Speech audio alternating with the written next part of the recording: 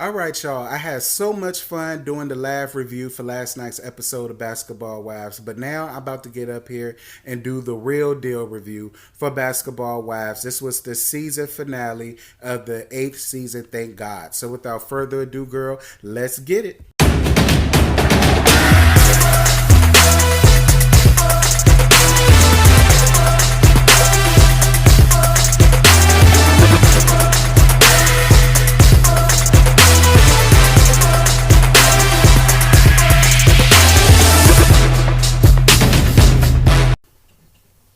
What's good, y'all? So y'all see I had to go on ahead and change venues right quick. Um, I was up here earlier and I did my first live stream. Thank you to everybody that was able to follow me on my live stream. It was a lot of y'all and it was a lot of fun. Shout out goes to Lamina LaFleur for her $20 super chat donation. I most definitely appreciate that, sis. You did not have to do that, but since you did, I wanted to get up here personally and thank you. You can see the live review that I did. I think you can see the chats too. At least I hope y'all can see the messages of everybody that was messaging me and everything we was talking about. But I said, you know what? I'm going to get up here and do a real review of the show. I'm going to do a real review of the show. Like, comment, share, and most importantly, subscribe. Make sure y'all keep sharing me these videos. Bring people to the channel. Become notification gang. And all that good stuff. All right, y'all. So the episode starts off with Kristen still crying them crocodile tears to Jackie.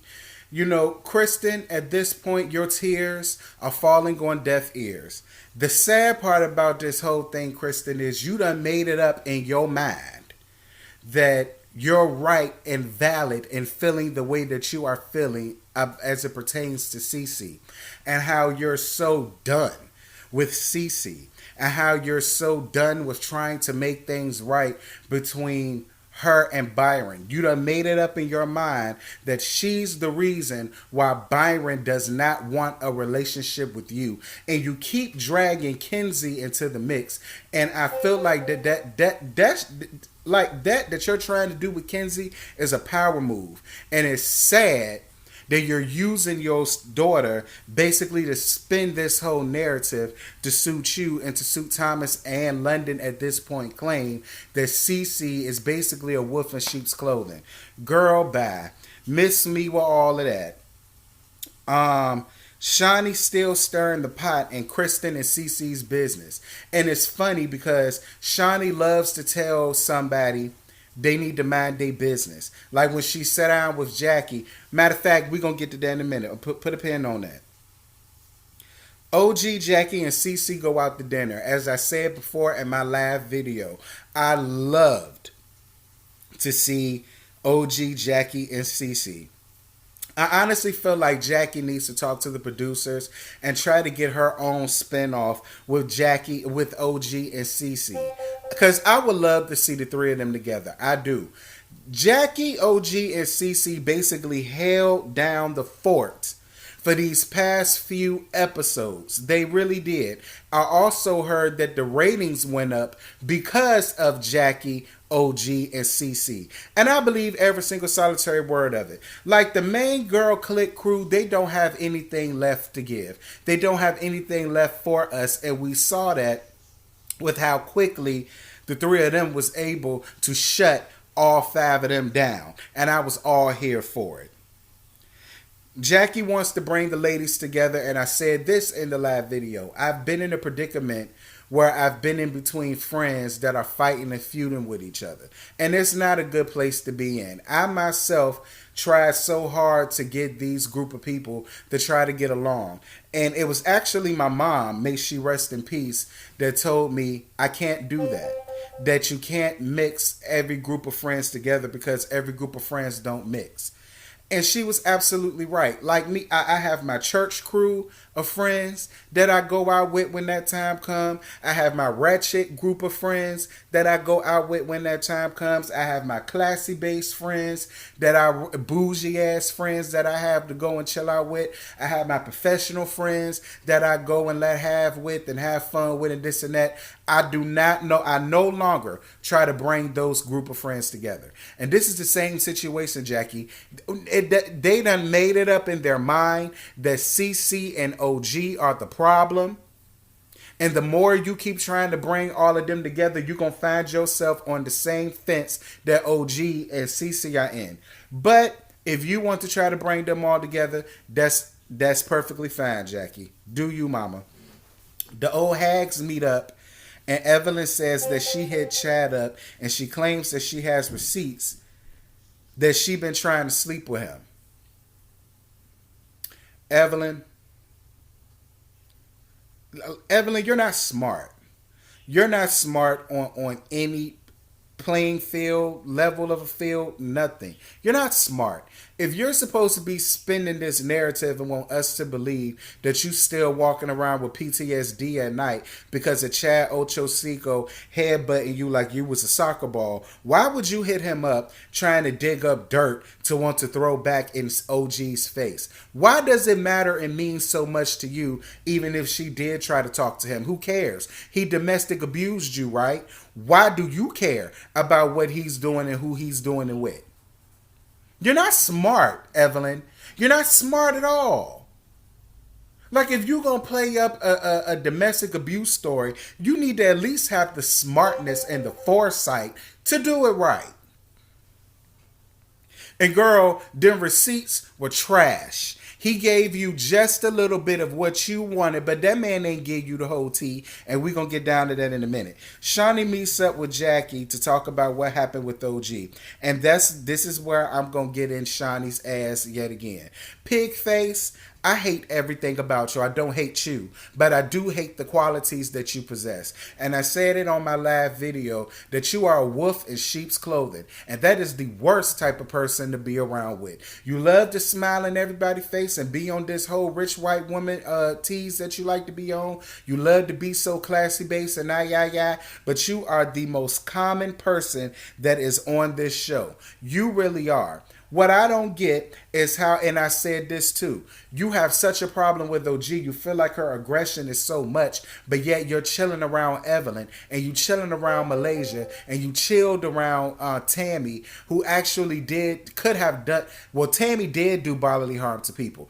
Evelyn has never had the wherewithal to even do any type of bodily harm to anybody. Because I done finally figured it out. Evelyn is just not that girl. Evelyn feels like because she's Afro-Latina, that she has a mouth, and that she's from the Bronx, that that's supposed to make somebody back up off of her. And she also feels like she's just so much more superior to people that she feels like she can say and do whatever she wants to say. But then when it gets reciprocated back to her, then she wants to try to run and cry wolf. And you're helping aid her in that. And for that, Shaunie, I don't like, and I hate to say this, but I don't wish nothing good for you. I don't wish nothing good for you. I don't wish nothing good for these next seasons that you got. I don't wish nothing good for that mid that you trying to pass off as loud to these people. You better be careful, Shaunie, because you're going to wind up getting yourself killed out here in these streets trying to peddle marijuana to people. Jackie says she's wondering when is Malaysia and Evelyn are going to get a talking to as well. But Jackie, she's not. She's not. I said this before and I will continue to say it. Evelyn is in charge of the girls. Evelyn has now been elevated up to the EP position. It has. Shaunie no longer runs this crew. Shaunie no longer runs this crew. Whatever Evelyn says and whichever way Evelyn blows, Shaunie O'Neal, follow the leader, pig face ass, is sure to go with her follow the leader behind. Girl, how you gonna be a follow the leader when you supposed to be a leader? And the thing about it is, Shaunie, you have daughters that's gonna grow up to be just like you. Ooh, I feel sorry for them pretty little girls. Shaunie tells Jackie to tell OG not to come to lunch. Yet again, this is Shaunie not being in charge of the girls. This is Shaunie not being the EP. This is Shaunie. Vershonda, girl with a name that ghetto. I would think that you would have a little bit of heart, but I see that you don't because you like Shaunie. You're the boss. You're supposed to be the one to have enough balls to go to OG and say, listen, you too aggressive and I don't want you to show up at the lunch. But you're going to have Jackie to do it. Why? You already know Jackie doesn't want to be in the middle of this. So to keep Jackie out of the middle of this, why wouldn't you not walk up to OG and tell her that she's not invited? You scared? Thomas is allowing Kristen to manipulate the situation between Cece and the rest of the family, and he is. I can sit here and blame Kristen all day, but the fact of the matter is, Thomas, you're the man of the household. You're the man, you have the dick. And the fact that you are basically helping Kristen spin off this narrative that that Cece is such this manipulative person that she's manipulating. And this is the thing about it. Nothing about Cece makes me feel like she runs anything at that house. I don't believe that. Byron is the one who who wears the pants in his household, and he sees Kristen for her, and he sees her for her works. That's why he doesn't want anything to do with her. That's why. And the fact that you can't see that, Thomas, it says a lot. It says that you and Kristen both deserve each other because you're both trash. Okay? You're both trash. You both dumb. You both kidding in the mind. You both are nincompoops. Shout out to Jackie with the nincompoop. And yeah, I like Thomas, I'll ride you, but that's about it. That's about it. You don't have no other qualities of a real man. You don't. Because a real man would have got his wife together. And would have gotten, like, at this point, it's no longer up to Cece and Kristen to make things right, Thomas. It's up to you. You're the common denominator, in my opinion. Jackie, OG, and Cece meet up at the hot springs, and Jackie tells OG what Shaunie said. And I agree with OG. OG is like, yeah, I may have threatened to do this and threatened to do that, but so have Evelyn. Yeah, I may have threatened to do this and I may have threatened to do that, but Malaysia actually picked up a whole table and threw it at Jennifer. So I'm with OG. If I'm so aggressive, why are you reprimanding the same group of girls that do the same thing? OG has not once lifted up her finger to do bodily harm to any of y'all. And the fact that y'all are sitting here trying to spin this narrative is trashy to me. It's really trashy to me. Cece explains how much damage a bamboo stick could have done had Evelyn hit her with it. Thank you, Cece, for giving us that insight and letting all the girls know exactly how dangerous a bamboo stick is. And Evelyn, you so big and bad, but the fact that you had to pick up any type of weapon to run at somebody from behind says a lot about you and your trashness. Evelyn feels the need to confront OG about what happened to Chad. And see, Shaunie, this is yet another time. Shaunie, you constantly prove our point time and time again that you are just not that girl. Like, it would seem to me that you would have told Evelyn, like, Ev, look, if we're supposed to be spinning this narrative that she's aggressive, I don't think it's a good idea for you to be walking up to her with some unsolicited receipts that you done got from a man that you claim you don't deal with anymore because he headbutted you like a soccer ball or a hacky sack ball. Moving right on along. Dear Evelyn, you gonna turn around and send in your confessionals and say don't mess with you or your ex. I don't get it. Like, anyway, Evelyn tries to come at OG with receipts, but OG has a trick for that ass. And boy, did OG have a trick up her sleeve for Evelyn. You just saw the look of defeat all over Evelyn's face when she came out with her phone. Because, see, Evelyn, you so dumb. You still haven't gotten the memo that a man will tell you anything. All you had was receipts from 2013, but baby, they've been texting each other back and forth since 2011. Your face was cracked when she told you that. And instead of you picking up your face and just letting it be that, you do what you always do. Then you want to start talking over her and trying to act like you so unbothered. Then y'all want to sit up and spin this narrative talking about something she's a homewrecker. Well, if she's a homewrecker, what is Evelyn? Because as far as I'm concerned, Evelyn, how did you meet Antoine Walker?